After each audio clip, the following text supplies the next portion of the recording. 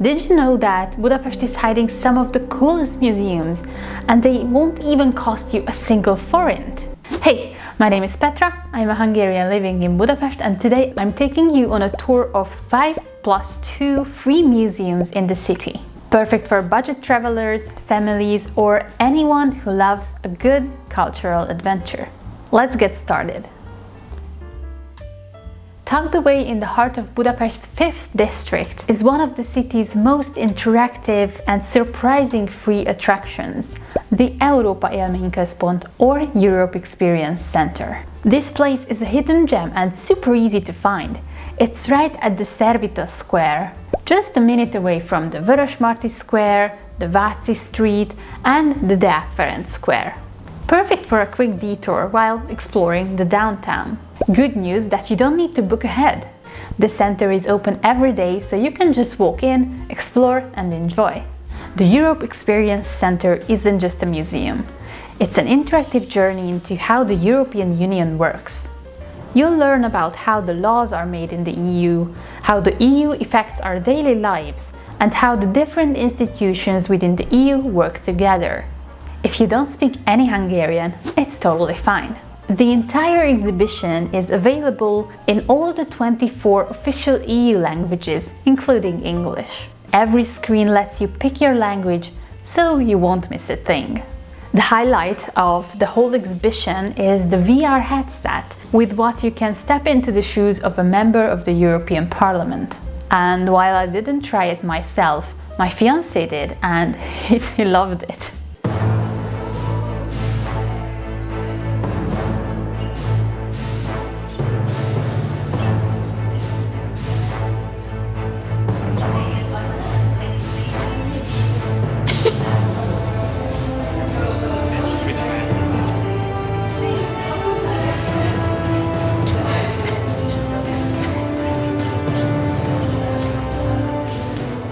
Another highlight is the 360 cinema about the common mission of the European Union.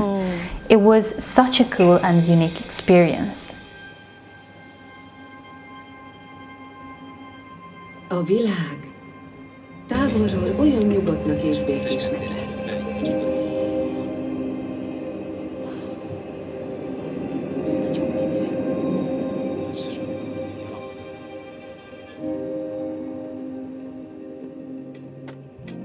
I think the exhibit is designed to be fun for all ages. So even the younger ones, kids from around 10 years old, will stay engaged. Even though we already knew many things about the European Union, we still spent more like 1 hour there. The VR game, the film, and all the interactive games and learning stations made the time fly. So if you're looking for a fun, free and educational experience in Budapest, the Europe Experience Center is a must visit. Next, let's head to the Rendőrmúzeum or Police Museum. The Police Museum is a little further away from the city center, in the Mosonyi Street. It's a 2-minute walk away from the famous Keleti railway station in the 8th district. Here you also don't need to book a visit in advance. The museum covers the history of Hungary's police force from 1848 to today. The forensic science and various notorious crimes from the 1950s and the activities of crime technicians and investigators. The exhibit is labeled in English, but the main texts are not translated everywhere. But by scanning the QR codes next to the texts, you can learn the stories in English as well. The exhibition is not really interactive, though you can get on a real police motorbike. That can be enough for someone to visit the museum. I don't know. Is it kid-friendly? Well, there's a separate part that is 18+, and to be honest, it was quite disturbing. Oh, and filming and taking photos there was not allowed, so don't worry, you won't see a single frame from that part. All in all, I think we spent like 45 minutes in the museum. I wasn't really feeling it.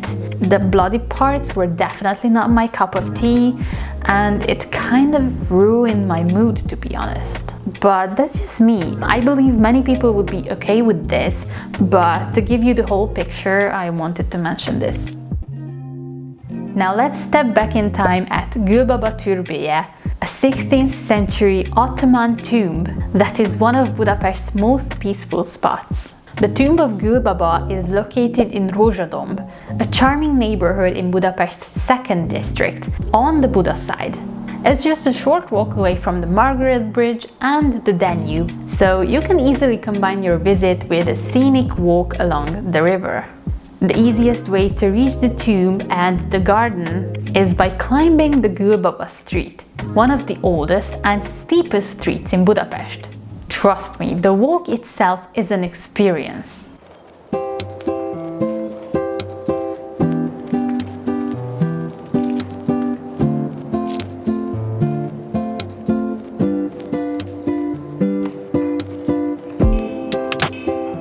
Once you arrive to the statue of Gülbaba, you can take a moment to enjoy the viewpoint or head straight into the inner garden where the museum is located.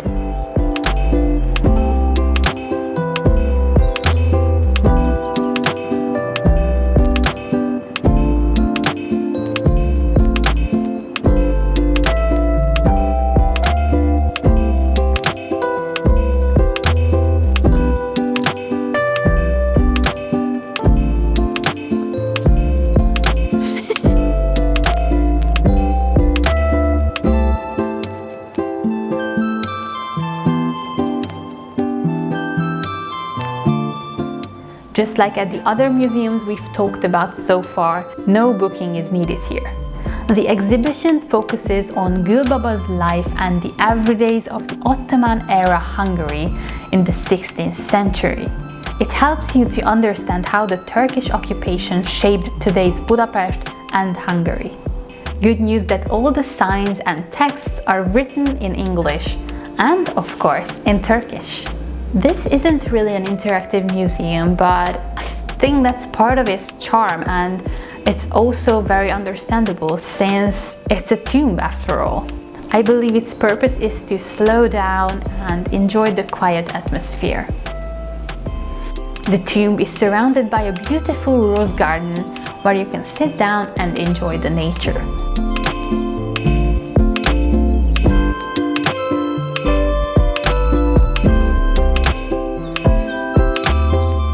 You can also walk to the viewpoints from where you will get a wonderful panorama to the city.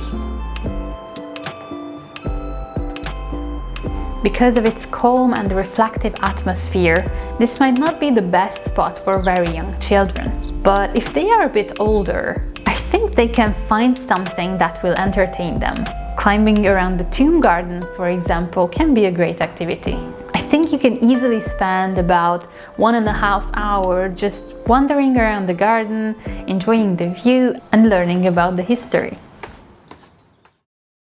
Now we're heading to one of Budapest's most iconic landmarks, the Hungarian Parliament. Did you know that it has not one, not two, but 3 exhibitions under the surface that are completely free to enter? All 3 exhibitions are located right next to the building of the Parliament at the Kossuth Lajos Square in the 5th district. Luckily, there's no need to book a visit in advance. The first exhibition is the In Memoriam, the 25th of October 1956 Memorial and Exhibition.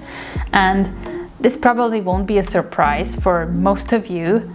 It's about the revolution of 1956. The second one is the Lapidarium, where you can learn more about the story of the construction, both the Kossuth Lajos Square and the Parliament building. These 2 were closed when we were there, since they are semi-open-air exhibitions, but good news, when you see this video, as far as the website says, both will be open, so don't forget to check them out when you're there. The third exhibition is the 1000 Years of Hungarian Legislation. It's basically a historic walk from the Middle Ages right until the system change in 1990, and shows you how our political system developed. Maybe this sounded very boring, but trust me, it wasn't boring at all.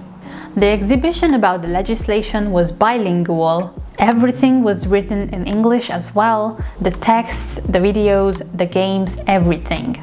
I can't tell you whether the other two were also available in English, but I'm pretty sure they are, since it's the parliament and day by day hundreds of tourists visit it, so I would be pretty surprised if there wasn't any English text there.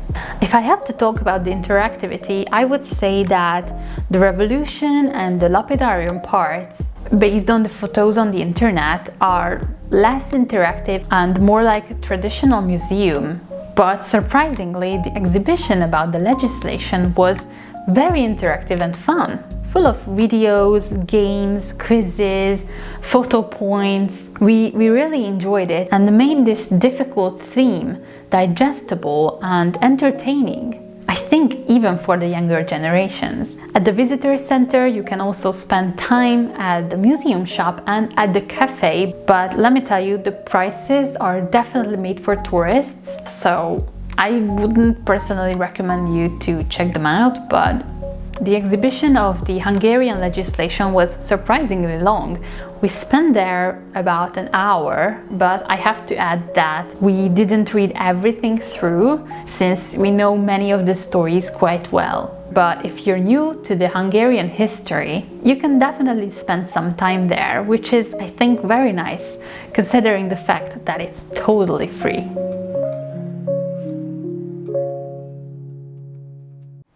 For last, I left something exciting. The Pénzmuseum or Money Museum is located in the 12th district on the Buda side, right at the Széll Square, one of Budapest's busiest transport hubs. The building itself is worth a look. It's the former headquarters of the Hungarian post office. In Hungarian we call it Postapalota or Post Palace.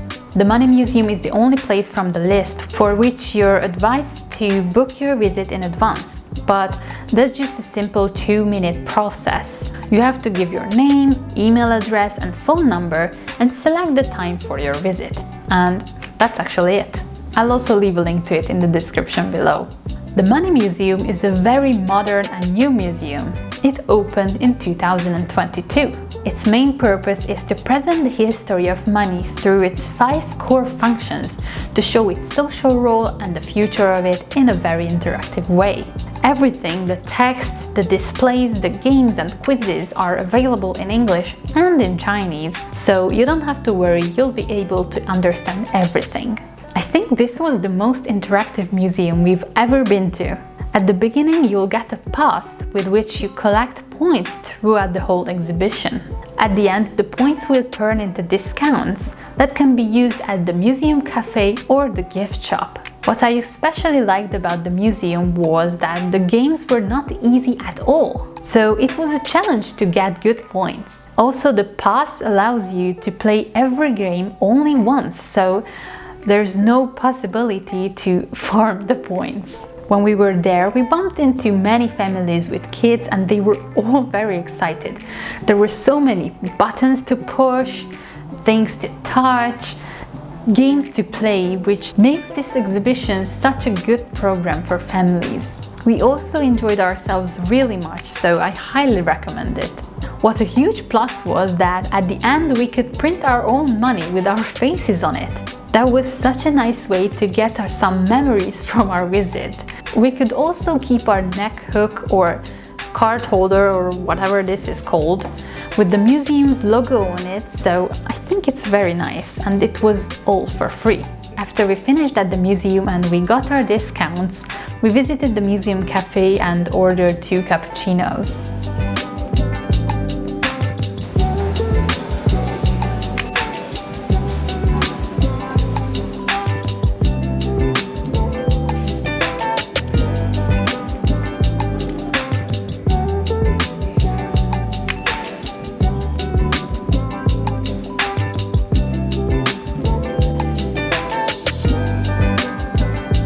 We were kind of unlucky because the building has a rooftop terrace that gives us a beautiful view to the city.